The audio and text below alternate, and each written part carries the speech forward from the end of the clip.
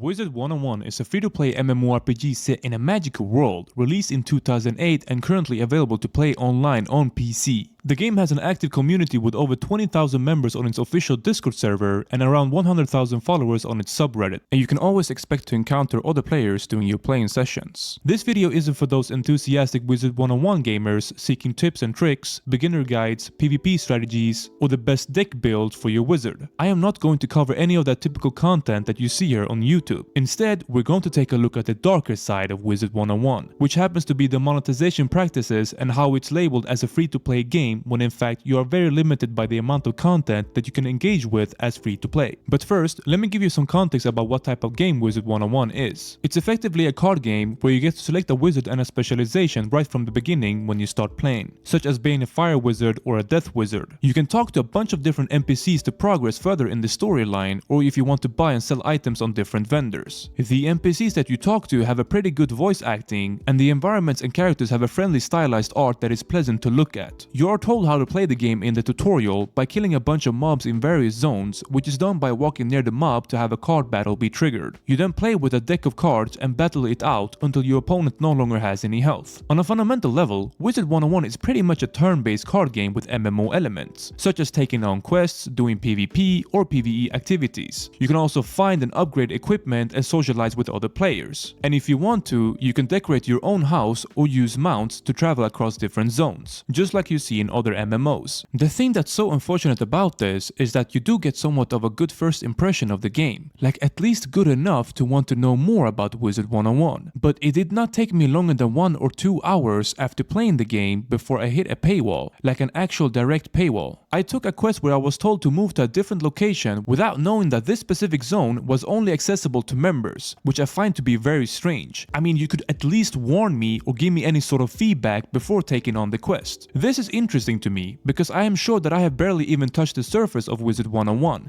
and many veterans that play this game would agree with me on that. But because of this paywall, I'm not able to explore how much more this game has to offer. That is, unless there is a way for me to earn the membership status while playing entirely for free. And oh boy was I wrong. I mean, you can technically buy a potion that gives you 1 month prepaid membership time for 8,000 crowns, but how are you exactly going to achieve that entirely for free? There are only 3 ways you can earn crowns for free in Wizard101, and guess what? You don't even have to play the actual game to earn those crowns. The worst part about this is that they state that if you're not playing within the United States or just in the NA version of the game, you won't be able to watch any videos at all. And so, since I'm from Europe, I technically can't earn these crowns for free by watching videos. Okay, well, how about these trivia quizzes instead? Well, you can earn 10 crowns per trivia quiz that you complete, and the number of trivia quizzes that you can complete daily are 10. So if my math is correct, it would literally take you 80 days to be able to afford the membership elixir that come at a cost of 8,000 crowns. There's no way anybody would seriously think of doing these quizzes for 80 days in a row just to be able to afford 1 month of membership on Wizard101. And considering that you're earning this premium currency outside of the game by visiting their website, it makes playing the game itself even less motivating. To give you a different perspective on this topic, you can compare this method to other games in terms of the ability to earn membership or premium status as free to play. In old school RuneScape, you can pretty much play the free version and have access to a majority of the skills all the way up to level 99. There's enough content to experience without having to pay any money, and if you decided to play the game entirely for free before choosing to become a member, you could easily do that and get hundreds of hours of quality time. What's even better is that if you wanted to become a member, you could earn gold in the game as free to play, directly visit the trading post known as the Grand Exchange, where you can purchase items from other players, and then buy an old school bond that you can claim to become a member for 14 days. I find it strange that a 15-year-old game like Wizard101 still hasn't adapted to a market where most MMORPGs allow you to experience a bunch of their content for free without having to spend any money for it. Some of these games allow you to do that before making it obvious that it's time to pay with real money. Or in other cases, you don't even have to spend any real money at all if you don't want to, and you still get to experience a majority of the content. It really sucks that this isn't the case for Wizard101. You're just left out with the options of paying for a membership subscription of $10 $5 to have access to all worlds, zones, and quests, or to purchase the premium currency directly and then unlock specific zones to play. This really hit me because even though I played the so-called free version long enough to understand the fundamentals of this game, I would still want to explore more and find out what Wizard101 is all truly about before deciding to spend any money. I then told myself, you know what, since I've already been hit with a paywall and I can't continue to explore all the zones, I'm just going to open up the in-game shop and see what you're able to spend real money on, and oh my god, are there so many advantages that you can pay real money for in Wizard101. You could buy potions that would give you major experience boosts or potions that would have a big impact on your battles with mobs or other players, such as potions for power, health, or damage. You could directly buy equipment such as weapons, amulets, or robes that would give you much better stats on your character. You could buy pets that would help you attack in battles, or you could buy gold that is a currency used in various in-game activities. I mean, for God's sake, there's even a section called gameplay where you could buy items that affect your gameplay experience. And why the hell would you be able to rent a mount? You got to be kidding me, right? You can buy these mounts permanently, but also rent them with real money? And for context, the minimum amount of money that you need to spend in order to rent a mount in this section is $5. So imagine spending $5 to rent a mount for 7 days. Oh yeah, you can also straight up buy these packs to receive random items that will give you more advantages. Like, it's literally just gambling with loot boxes all over again. Now obviously I haven't played the game long enough to tell you what is considered to be good or bad, and I won't be able to tell you what is worth purchasing and what isn't. So do not take my word seriously in that regard. But the question we should rather ask ourselves is, does it really matter in Wizard101? I would usually make a comparison in a video game between someone that plays entirely for free versus someone that decides to spend real money, in order to understand how big the advantages really are. But because you barely get to experience anything in Wizard101 as free to play, you are left out with no options other than to pay for this game anyways. Wizard101 does have good things in the game that make it appeal to a certain audience. The stylized art and the environment feels very cozy and friendly. Most NPCs have a very good voice acting, and there seems to be enough worlds, zones, and quests in the game that you can pick up to keep you active and playing. If you happen to love turn-based card game, then there are enough PvP and PvE battles that you can participate in. And these sort of battles are presented in an interesting way, because the animations and the spell effects are actually good enough for a game that came out 15 years ago. The game also has a dedicated community and a player base that is healthy enough to keep the game from shutting down. I've seen enough people comment on various platforms about how they haven't played Wizard101 for years, and that they have decided to return back to the game because of the nostalgic and enjoyable moments that they once had. But I am just being honest here, guys. Everyone has their own line to cross in terms of what they are willing to accept for a video game that allows you to pay for advantages with real money. And in Wizard101, there isn't a single item that you can't buy with real money. The entire game is pretty much monetized from the ground up, and the fact that they're making this game seem like it's free to play is, in my opinion, shameful. It should be considered a free demo or a free trial, if anything, because even if I could play this game entirely for free for as long as I want, there's no reason for me to continue playing only one zone forever. It just doesn't make any sense to me why anybody would want to do it. So again, guys, there are other games out there that do it way better than Wizard101 does, and so I just can't see any justification for why their monetization would be considered good or friendly towards their player base. But hey, that's just one man's take, and you don't have to let my opinion influence your decision to continue playing Wizard101. If you truly enjoy playing the game or have any interest in joining, then just do as you feel like. Thanks to all the people that are subscribing and liking my videos. Let me know any experience you have with playing Wizard101, both positive or negative. And as always, have a good day, folks.